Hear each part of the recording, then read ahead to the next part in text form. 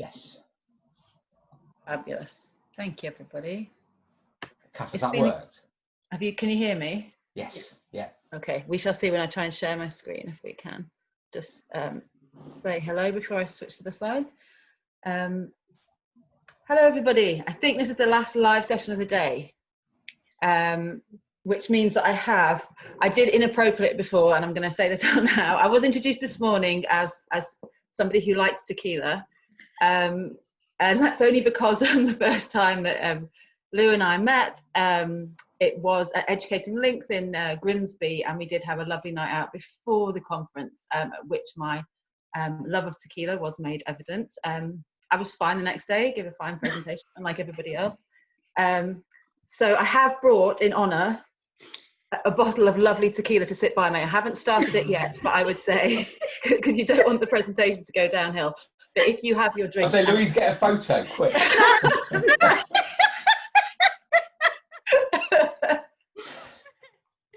This is bad advertising for your conference. No, it's amazing. So I would say, if you would like to get a drink now for the last session of the day, you're most welcome, and I'll be with you in spirit. Great. You can see one already. Fantastic, Lou. Share. I can't. I wish I could share my tequila. This is actually a very prized bottle. I left Schools Week, so you can see up here, actually on behind me, a little leaving present. I used to be a journalist at Schools Week and FE Week, and when I left, when you leave a newspaper, you often get a front page with you on the front page. It's kind of a tradition when you leave journalism, when you leave a publication. And so Freddie Whitaker, who's one of the reporters at Schools Week, wrote me a hilarious front page of Schools Week in my honour.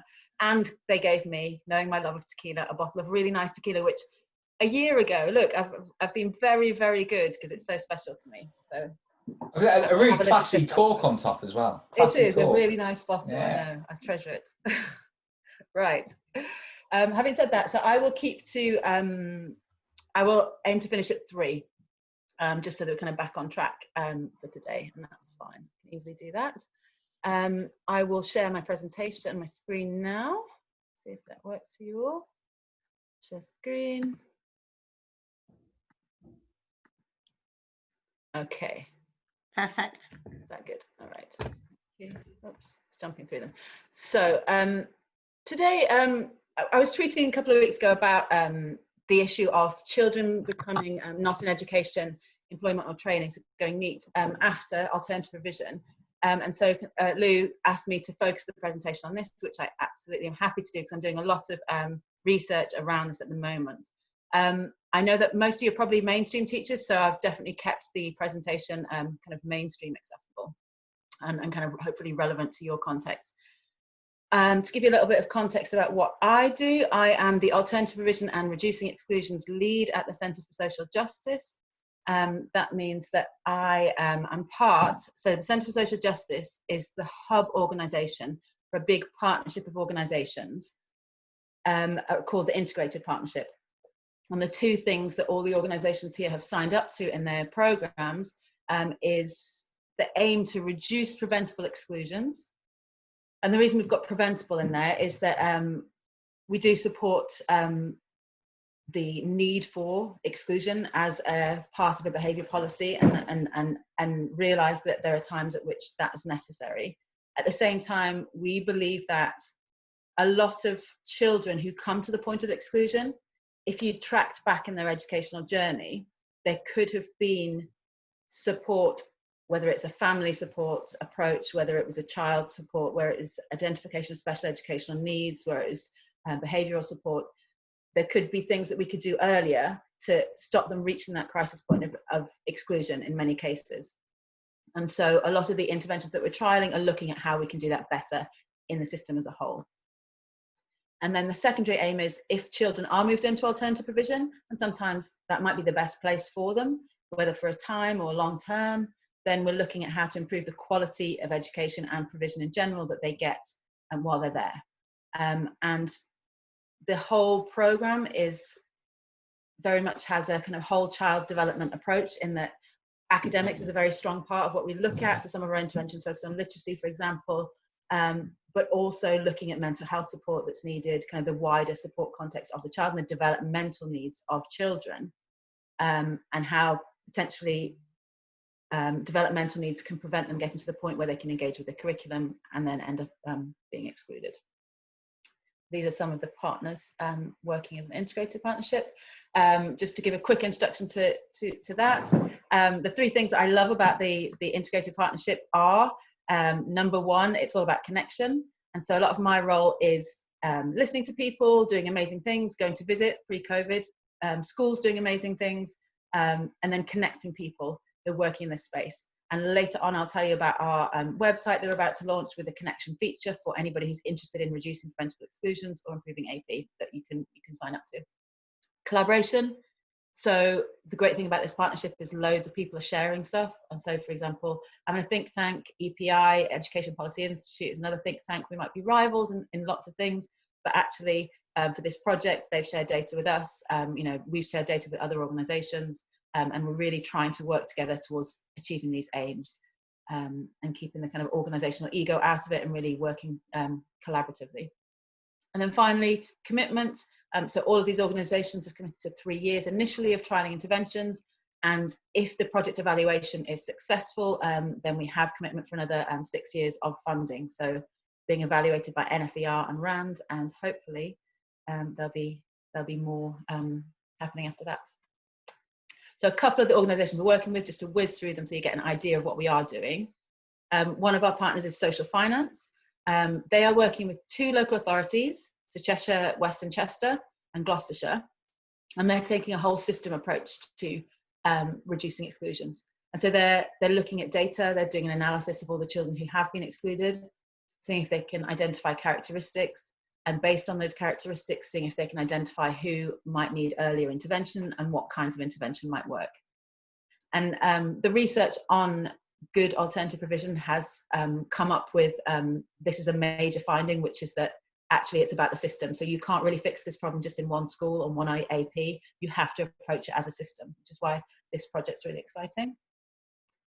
And then the second one that I'll just put there is Inspiration Trust. They have signed up to run a trial to see whether they can use in-school inclusion units to prevent exclusions. And the idea being, I'm sure a lot of you are familiar with these kind of programs within the school, is that children who are, instead of being excluded, the idea is that they are put into an AP unit within the school and they have an intensive support program. But the benefit of being located on the school grounds is that they can gradually reintegrate into mainstream lessons, and that mainstream teachers can come and deliver quality content for them so they don't fall behind. And the idea is to gradually reintegrate them back into their mainstream classrooms.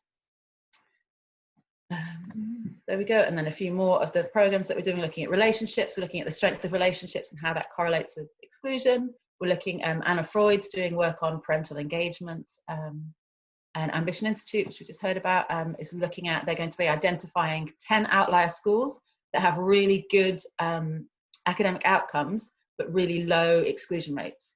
And then they're going to do a study of what's happening in those schools and see if they can identify features that we could replicate in other schools.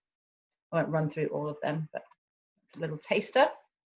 So I'm going to pull back and go and have a look at this idea that I'm lobbying on at the moment, which is the problem in the context that we're in right now, and I'm sure you're all aware of it, is that we've got a lot of young people who were potentially not engaging particularly well with school and education prior to the lockdown period.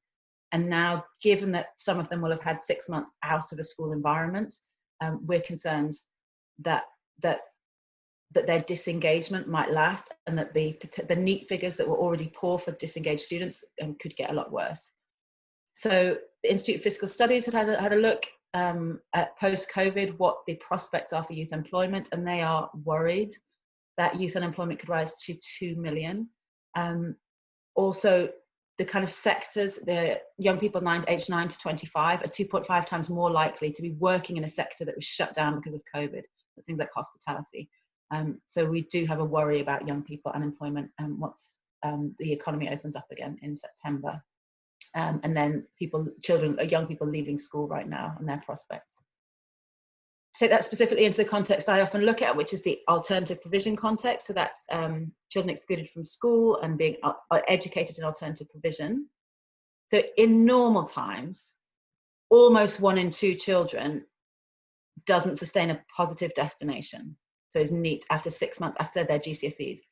And so the problem we have here is that even though education is statutory up to 18, AP is only statutory up to 16. So if you've been excluded, you can finish up your GCSEs in an alternative provision, but after that you have to go straight back into the mainstream. And what we see is that a lot of these children have had some therapeutic work in the AP, they might have had smaller class sizes, interventions, lots of support, and they might be starting to engage with their education. But then as soon as they come into an FE college, which is very big and can feel very impersonal, a lot of them struggle to continue that pathway. And so 6 months after their GCSEs, only 54% sustain a positive destination. It's almost half don't. That compares to mainstream schools. So 1 in 20 children leaving mainstream is not in education, employment or training at 6 months after their GCSEs. So another one of the risks of allowing children from alternative provision, so excluded children, to then drop out of education is that their long-term prospects can be really negatively affected. So there's no study of all the children who are excluded and what their life outcomes have been, but we can look at a few things. Like we can look at, for example, the prison population, and we can say that 42% of all prisoners report having been permanently excluded at school. And that compares to less than 1% of all pupils in secondary school were permanently excluded. So that's quite a shocking statistic. I'm just going to give a recap on, just for any of you who aren't completely sure what AP, what alternative provision is. So the children in alternative provision are often there for several different reasons. So it could be because they've been excluded from school. They could have illness, so be in hospital provision rather than a school. They could have mental health needs, or the local authorities decided that they're better off in alternative provision.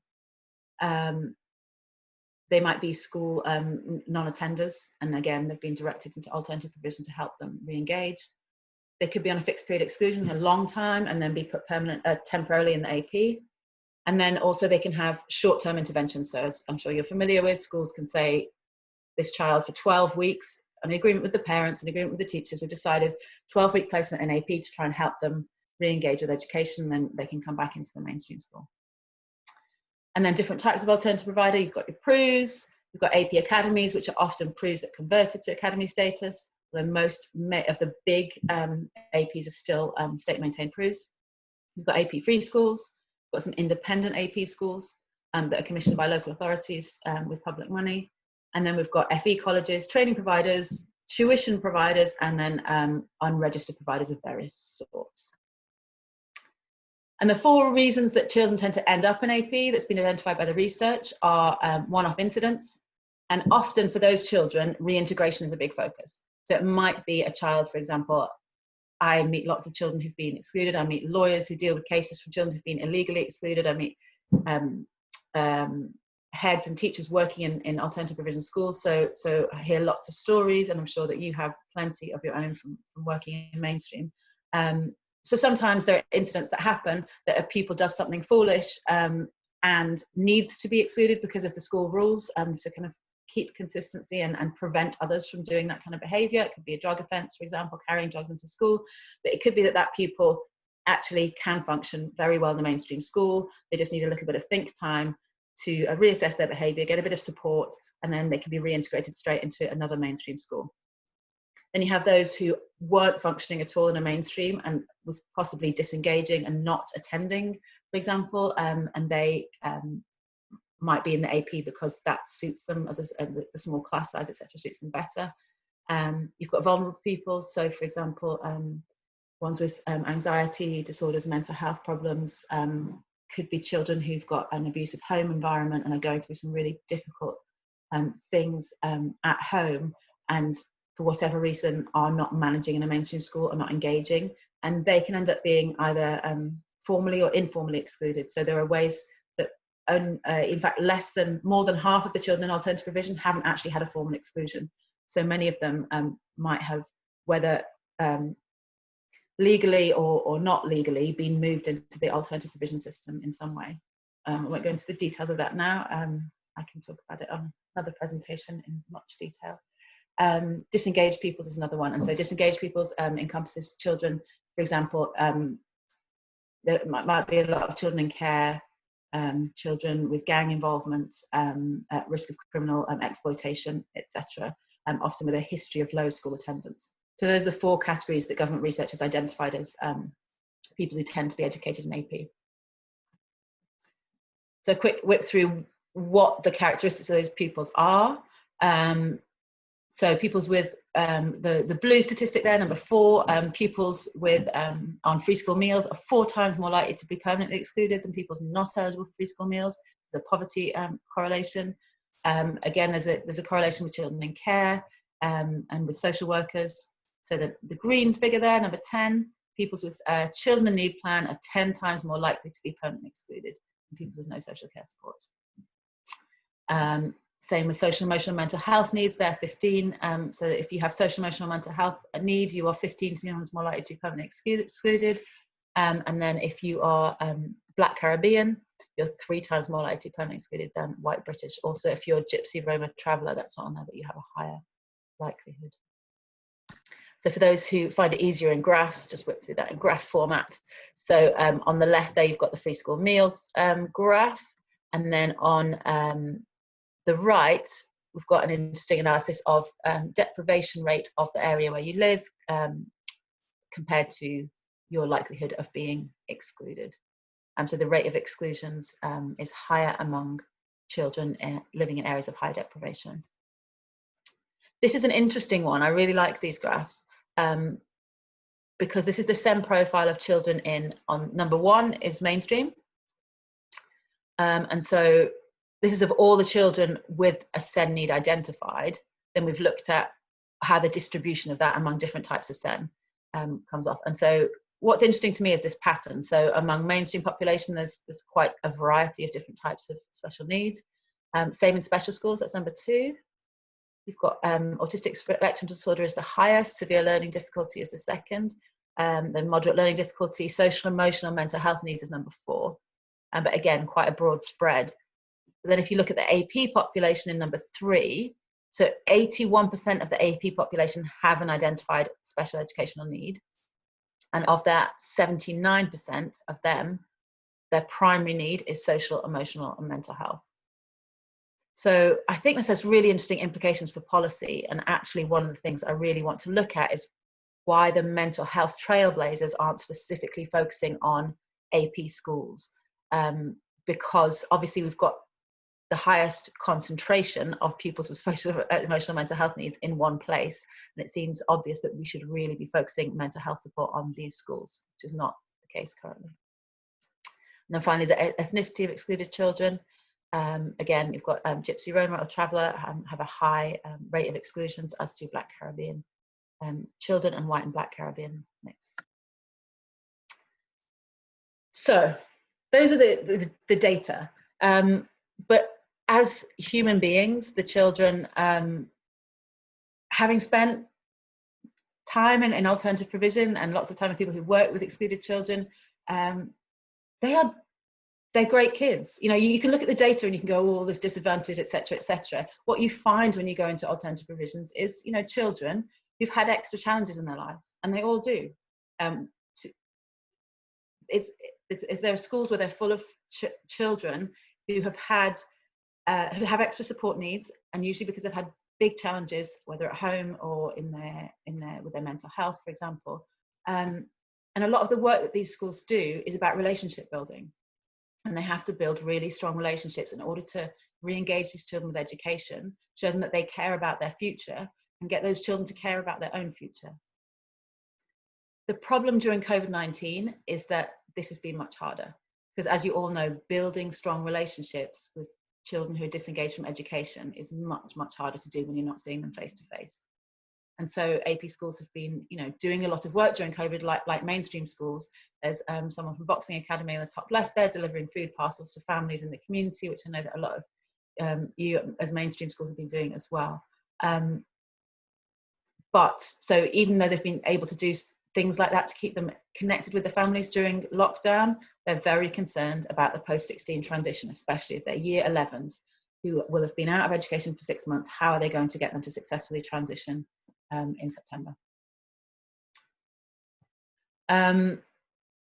So there has been low attendance during COVID-19 of vulnerable children. At the beginning, it's about 4% of vulnerable children were attending, and that went up to a max in May of about 15% of vulnerable children were attending school physically, which is not surprising with the level of fear in the population about the health concerns about COVID.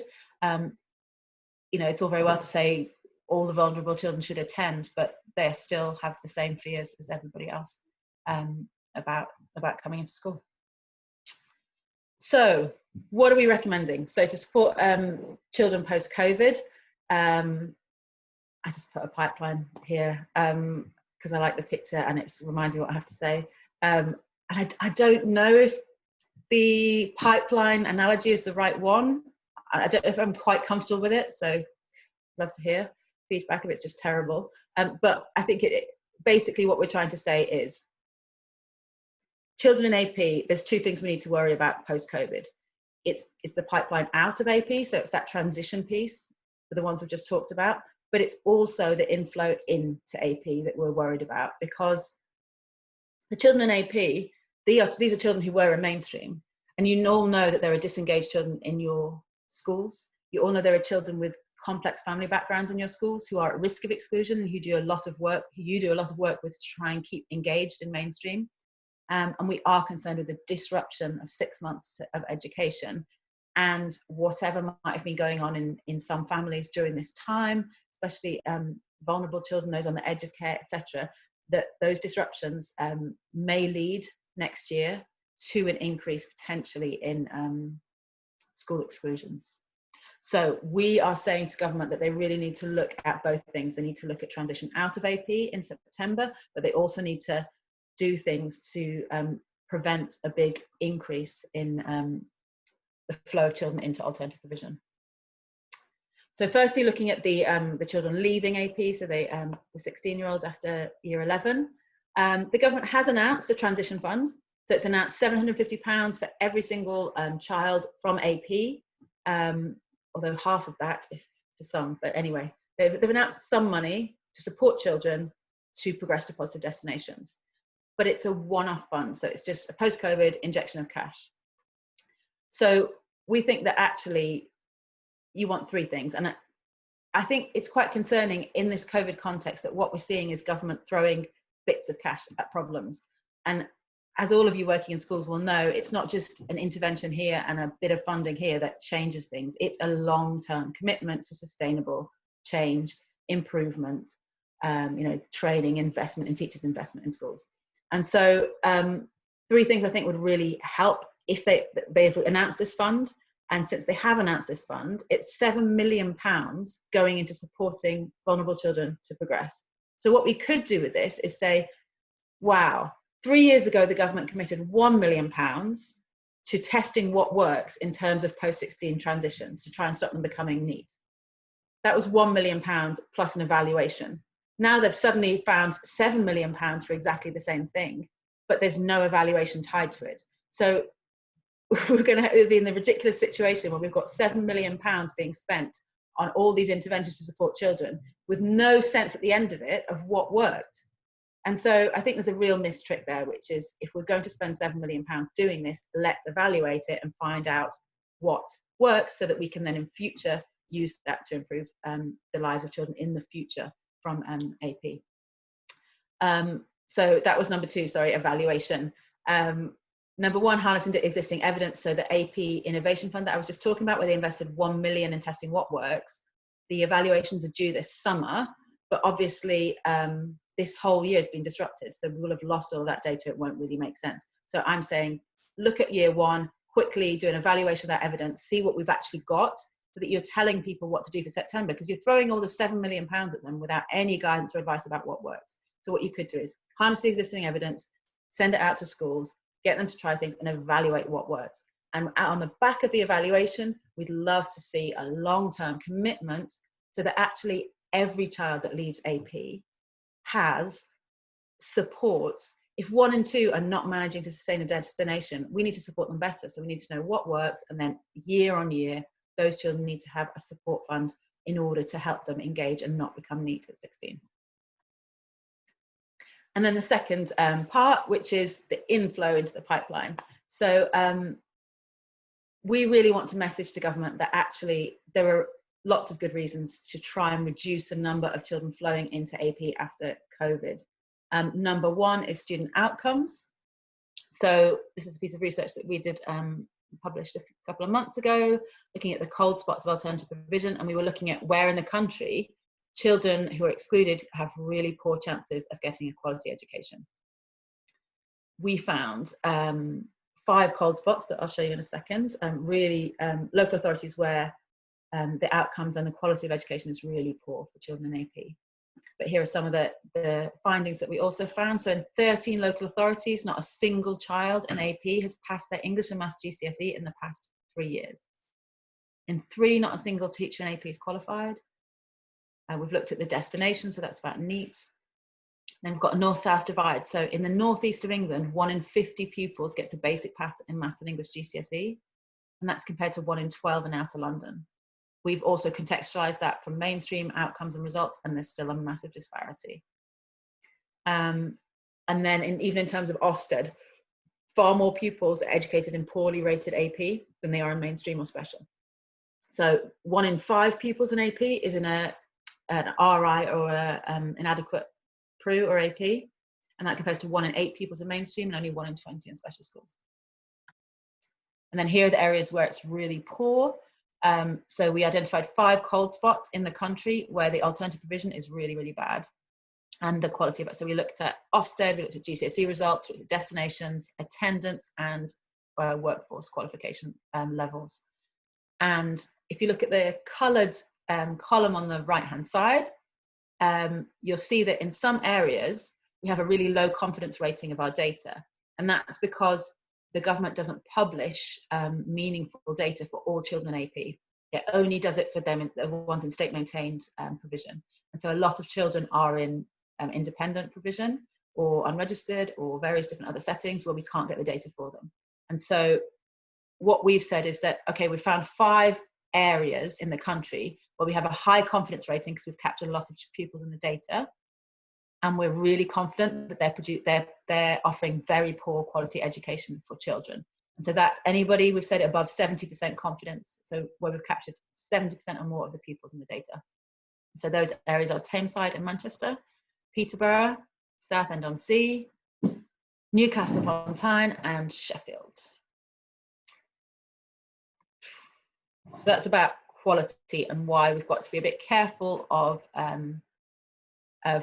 more pupils going into AP, because the outcomes are generally very poor compared to mainstream. 2 other reasons are capacity and cost. We just don't have the capacity in the AP system for more children than we've got. And what we've seen in areas where you get a big increase in capacity of an inflow of children is that a lot of those children get pushed out to unregistered providers. And we have no way of knowing the quality of that provision that's happening.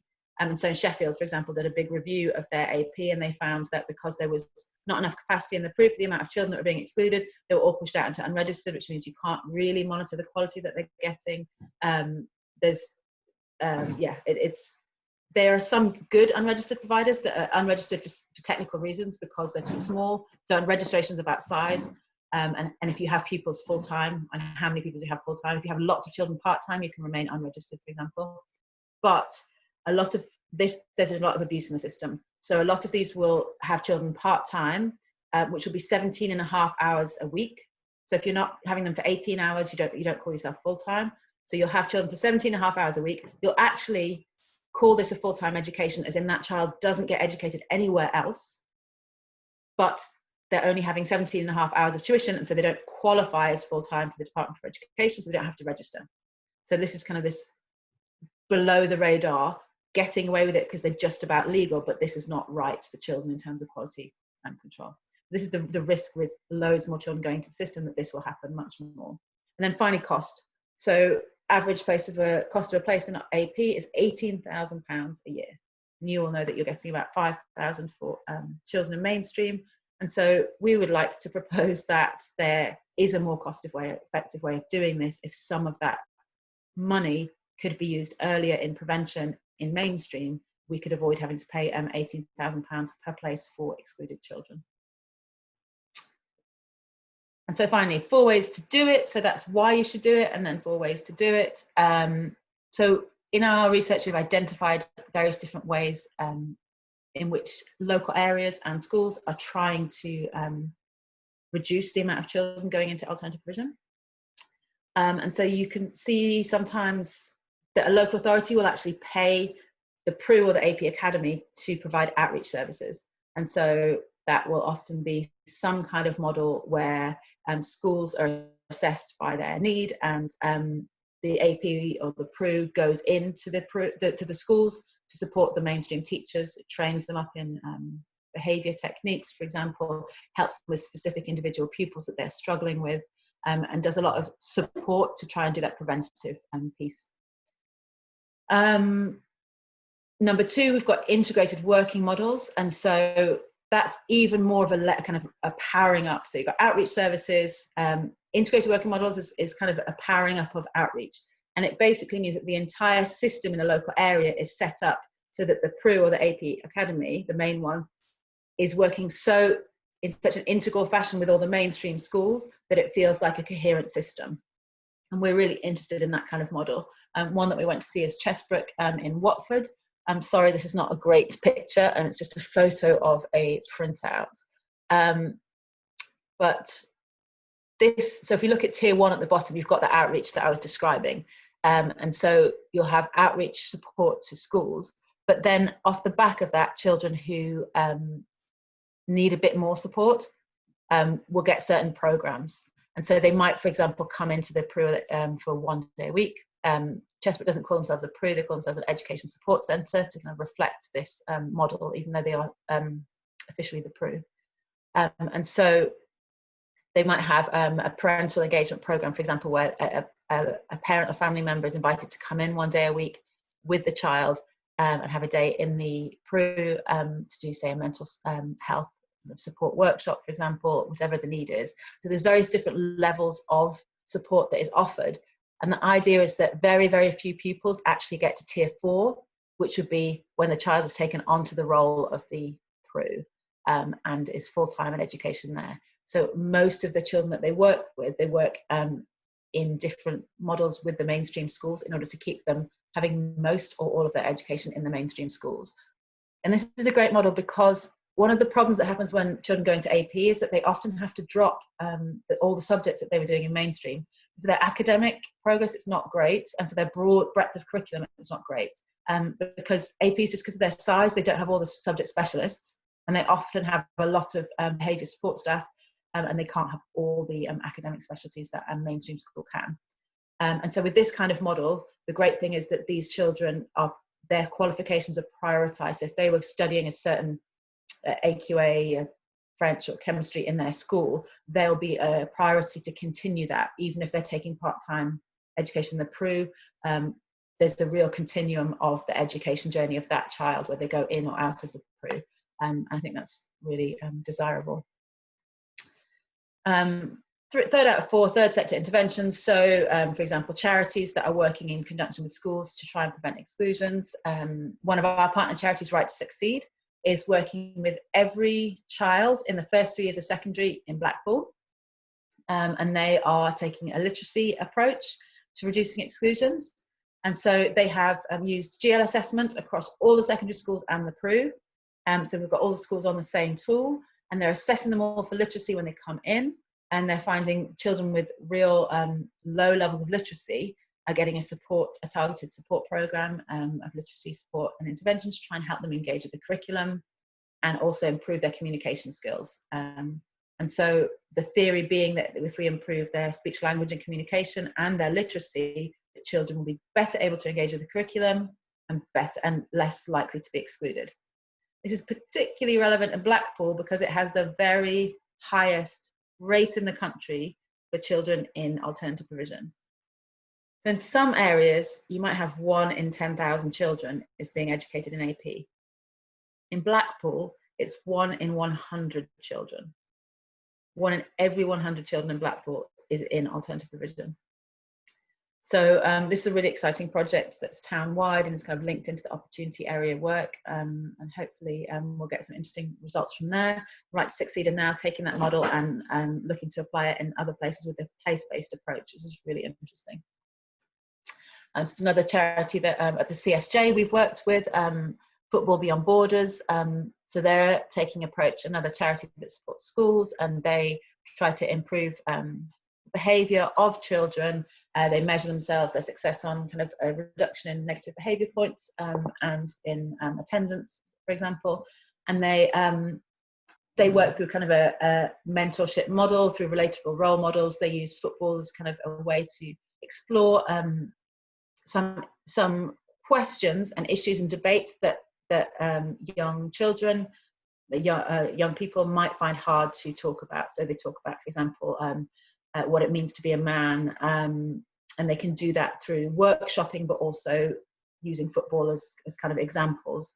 And so they do a lot of this. Their coach model is really important. The coach will stay with the same set of children over 2 or 3 years of the intervention, and it's all about building strong relationships to really encourage children to re-engage with their education and have a positive view of their future. That's third sector kind of charity work to try and support schools to keep children in school. And then finally, you've got AP inclusion units in mainstream schools. I don't know if any of you be interested to hear at the end if anyone does have experience of kind of on-site inclusion units and how they've worked. There's no good research into what's effective practice. And so I've heard anecdotally lots of descriptions of what good practice looks like and what poor practice looks like. But I would really love the government to actually evaluate what that looks like. So in London, for example, we had the Evening Standard promise loads of money to schools to set up their own in-school inclusion units to prevent exclusions. But if we don't have an evaluation of that program, then who knows what good even looks like. So I really would love the DfE to commit to that, because if we are trying to keep children with access to their mainstream teachers, like, you don't just want a room in a school where children are put and that's called the kind of on-site AP. You really need to make sure that whatever that design is and whatever teachers and support they're getting access to are really effective in the long term. So in conclusion, there is good work happening in this area. Let's use COVID as an opportunity to kind of evaluate what works, and let's have long-term investment and not sticking plaster little bits of funding. I think before I ask questions, I will just whiz to the end to tell you these slides are just about what you can do, but really I want to tell you that we are launching a website called integrated.org.uk where we will have information on all this stuff. So this, for example, is a little screenshot of the not yet released website where you'll be able to go to find out what AP is in your area. So you'll be able to zoom in to your local authority area and then your area, and then you'll find each AP provider. So not just the PRU, but also any independent and unregistered we've been able to identify. And you'll be able to see student numbers, the Ofsted rating if they have one, and then link to their website, etc. So yeah, when I tell people what to do, I say get informed, get to know your local AP, know what's going on in your area, get training. There's various training things that you can do if you're interested in this bigger agenda of trying to reduce preventable exclusions and improve the quality of education for excluded children. Here's just a few training ideas. We have the Included conference, which we run every November, and we're hoping we'll be in person this year and not virtually. But that's last year we ran it in Sheffield and in London, hoping to do the same this year, a northern version and a southern version. So yeah, that's one place you can go get training. Another one is The Difference. The Difference exists to achieve those two aims. And that I said of the programme, and they still have sign up for Yorkshire in 2021, so for September. If anybody wants to sign up to their inclusive leadership training, that's for mainstream senior leaders who want to improve their school's ability to meet the needs of the most vulnerable children and reduce exclusions. The Yorkshire program's open, so do spread the word. For the other programs, it's opening in the autumn for the next round of recruitment. And Freud Centre is one of our partners. It does brilliant training on parental engagement and also mental health.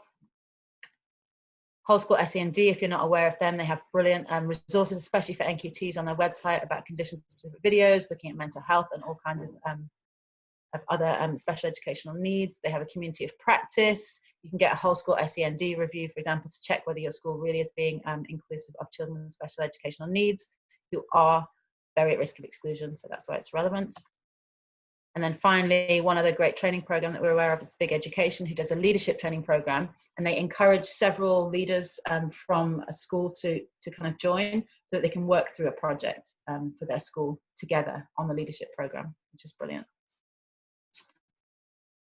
And then finally, Get Connected, which is, we are launching a website beginning of July, and if you are working in this area or interested in this area or connecting with other people with expertise in this area, then sign up. And it's basically just a place where you can go on the website and then you can search for areas of it. So if you're looking for someone, for example, who's working on reducing exclusions in mainstream, you can click that box and you'll just find, and you can also sort by area. So you could find people in your local authority area who are working on that area, for example, and just find them and then connect with them either through social media or their email, depending on what they've put on the site. There we go. Get informed, get trained, get connected. There's the website address, and there's my Twitter handle. I'd love to hear from you. And I think we have just a few minutes for questions and tequila. Thank you. That was brilliant. Cheers for that. We have got a question from someone who works in AP as well. So I'm glad Mr. Williamson has commented. But he put a comment before, and I was like, please ask a question. Please ask a question. I mean, it's to do with exclusions next year. So do you think or expect exclusions will increase next year? Do you think mainstream schools should be more flexible and offer more support? Absolutely. I am worried about exclusions increasing next year. And I think it's hard. We all know the pressures on mainstream schools. And nobody's denying that there's big pressure to achieve, and that in order to keep a good learning environment in your school, you might not have the resources to also support children with really difficult home environments, etc. And we also know that, say, local authorities' budgets have been squeezed in terms of the behaviour support services that they can offer, and totally understand that mainstream schools really struggle in this area, which is one of the reasons we're trying to create a network of people who can spread good practice in this area, because we do recognise that it's really hard. But yes, I am concerned that exclusions will rise just because of those things that I said about children. Disengaged children is one of the 4 categories of children who end up in AP. And if children were already becoming disengaged with education or at risk of becoming disengaged, that 6-month period is not going to be helpful for them. And there will be a lot of children struggling to re-engage.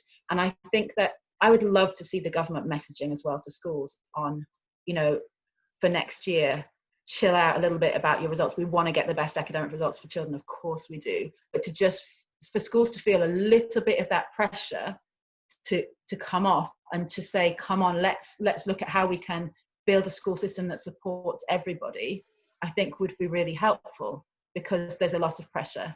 And it's not an easy problem to fix, but yes, I'm concerned, and hopefully we can get some support from government for prevention programs. I would say early intervention programs. I suppose the issue is that support that APs can then deliver if students are then being excluded, which then leads me to a question that I've got. Sorry, you know, I've got the voice, so I'm allowed to ask a question. Surely, everyone else just has to listen. Sorry. So it was that startling fact that in 3 of the APs in that study, not a single teacher had was qualified, which is, you know, I read that and I just think, how has that ever happened? And of course, that's to do with recruitment, retention, and the rest of it. There's a whole Pandora's box on why we can't do that. But have we got any evidence on the impact that that has, first of all, on attainment of the students? So, i.e., the quality of the teaching of knowledge and subjects, if you like, in those schools, but also as well, I suppose, on the whole child and that whole child development as well. So, firstly, I would say that sadly, DFE statistics aren't brilliant, and so one of those areas has questioned the statistics with us and says that's not true. One of those three. The problem is published DFE statistics says that's the case. So that's what we're going off. And one of our big recommendations from our research has been we need to improve statistics in this area, because if we don't have the statistics, we can't even see what's happening, which is what you saw about that. Only 50% of children really have good data on them anyway in AP, and that's not good enough. So that's one thing I would say as a caveat. And you do see when we've got the graph in our cold spots report, you've got a big graph of all the local authority areas. And some of them in AP have a very high percentage of qualified teachers, and it goes all the way down. You've got the whole spectrum going down. So what research says is that AP leaders will often they'll recruit for primarily for the ability of teachers to connect with the pupils, because it's a very specific cohort and you really need them to be able to build strong relationships. And so what you often see is that they will recruit for that and then train for the academics. So you have some teachers who are on a route to qualification, for example, after they've been recruited. Still doesn't always happen. And so in the areas where there's really low levels, yes, we are concerned about that and the quality of education. But I think that, so what AP leaders will tell you in some AP leaders will say back to you is, yes, of course, for teaching, you want, qualified teachers. But if we have a limited budget and we're trying to say, how do we support the whole child? There's a trade-off. There's an understandable trade-off. I do think we need both. So we need academically qualified. We actually need our best academically qualified teachers who can teach children who have special educational needs, who are not able to focus on class. So we all know that when children have trauma or unstable home environments, they're not focused on their learning. So you need someone who can build a stable relationship and is an expert teacher in order to get content, to those children. So actually our best teachers should be in AP, ideally. So yes, I do think it's a problem, but I think that what AP leaders will say is QTS by itself doesn't say about quality of the teacher that you have for your AP students. If that makes sense. It's just there might be a separate route then of QTS for perhaps those that would specialise in AP. I think of doctors when they qualify, they sort of circulate around different hospitals, and teaching is ad surgical, if you like. So perhaps that is something which could have an impact. I don't know. Yeah, I'm not sure about a different route, but I think that definitely training for teachers with the things that are specially needed. So, for example, the difference, that's their big focus, is they try to train mainstream leaders to go into AP. So they take them into AP, they give them the training. So they're trying to get more qualified teachers into AP, but also get those teachers trained up in kind of trauma-informed practice and knowing how to deal with traumatized children, so that they can both do that in the AP, but also then go back into mainstream and have more teachers in mainstream who understand how to deal with this cohort of children too. I think that's where my point was going to come in then, because I'm thinking about, I've still got Tom's, that whole teacher training and showing good practice and all of that in my head. Do you think there's something where actually when we're training to be teachers, despite the fact we go into mainstream, that we should have that, that period of time maybe in an AP? I mean, no, definitely. In fact, I've got some polling, and I can't think off the top of my head. So in January, we polled teachers about how many had spent time in an AP, and it was quite low. And we'd love to see more teachers having building links with your local APs, but also potentially going to do some exchanges. And I think that in Chesbrook, the one that I showed with the model, the triangle, they run training for mainstream teachers twice a term. Where the mainstream teachers come into the AP. So there's that really close working. And I just think integrated models where you have a lot of close working between APs and mainstreams have a stronger school system in that area. Yeah, because we're really lucky in our area, because we've got really, really good AP provision. But I didn't even know what AP was until, I don't know, maybe 2 years ago. Yeah. But I think there's much more we could do to actually work with RA. Like you said, I think it's just getting to know them. It's just even knowing that that they exist and stuff. Exactly. So. Yeah, totally agree. And let's hope that I think it is more on the agenda now, and people are becoming more aware. And I think that's only a good thing. I mean, system-led improvement from the ground up is really the way you can get policy support. So we do a lot of lobbying government for things that will help. But at the same time, the most powerful thing is that people on the ground, teachers on the ground, are informed and are changing things from the ground up too. Cath, you've also been given an invite, by the way, to Phoenix Park Academy. Thank you. Yeah, from Mr. Williams. Tequila. So there we go. Yeah, I'm going to speak to you about that later. So.